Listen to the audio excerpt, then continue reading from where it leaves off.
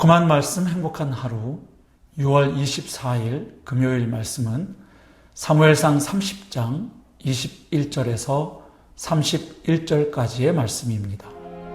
다윗이 전에 피곤하여 능히 자기를 따르지 못함으로 브솔 시내에 머물게 한 200명에게 오매 그들이 다윗과 그와 함께한 백성을 영접하러 나오는지라.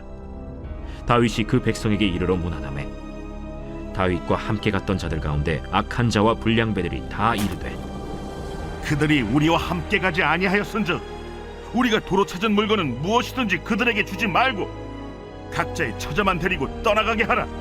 나의 형제들아, 여호와께서 우리를 보호하시고 우리를 치러 온 그 군대를 우리 손에 넘기셨은즉 그가 우리에게 주신 것을 너희가 이같이 못하리라. 이 일엔 누가 너희에게 듣겠느냐?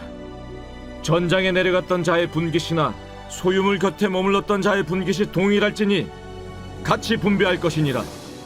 그날부터 다윗이 이것으로 이스라엘의 율례와 규례를 삼았더니 오늘까지 이르니라.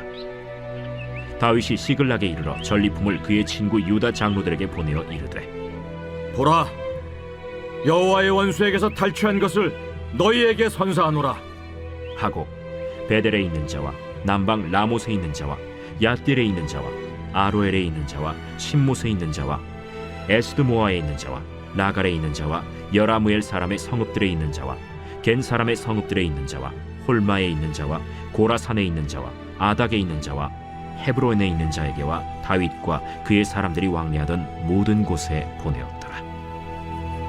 오늘 본문은 다윗이 아말렉과의 전쟁에서 승리한 후에 그 전리품을 어떻게 나누었는지를 소개하고 있습니다. 먼저 다윗은 아말렉과의 전투에 직접 참여한 400명의 부하들 뿐만 아니라 지쳐서 브솔 시내에서 쉬고 있었던 200명의 부하들에게도 똑같이 전리품을 나누도록 했습니다. 사실 다윗과 함께 전장에 나갔던 부하들 가운데 일부는 자신들과 같이 전장에 나아가지 않고, 즉 직접 전투에 참여하지 않고 브솔 시내에서 쉬고 있었던 사람들, 그 소유물을 지키고 있었던 사람들에게는 전리품을 분배하지 말고 그들이 자신들의 처자만 데리고 가도록 해야 한다고 주장했습니다.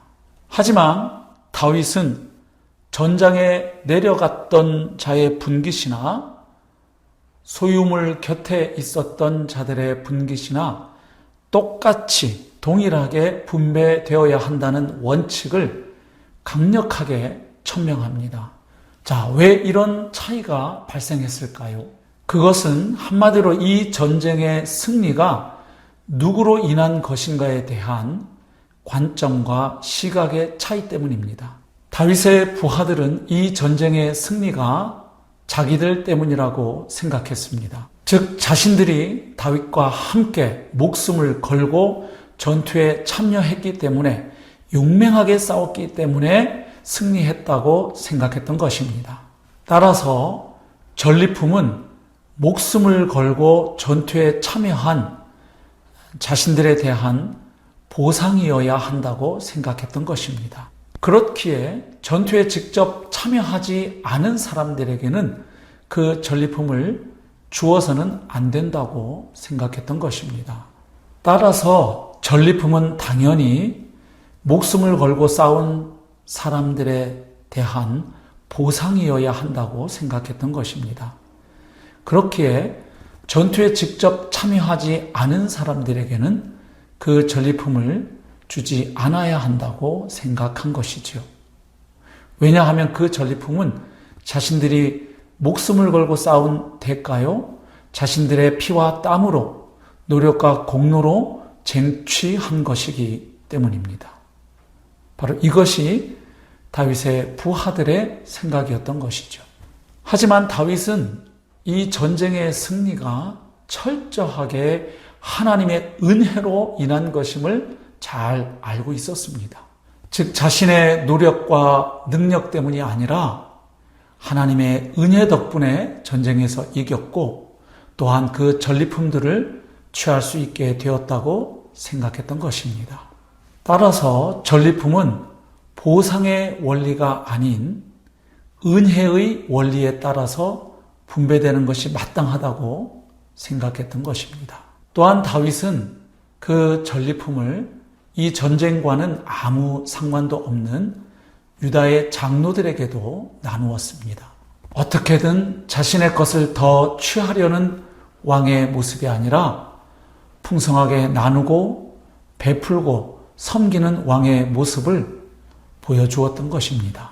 결국 오늘 본문에서 우리는 하나님의 은혜를 진실로 아는 사람이 어떻게 처신하고 행동하는지를 발견하게 됩니다.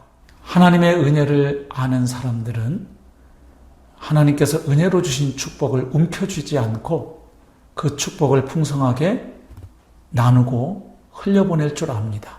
왜냐하면 은혜로 주어진 것이기 때문에 또한 은혜로 흘려보내는 것이 마땅하다는 생각을 하기 때문입니다.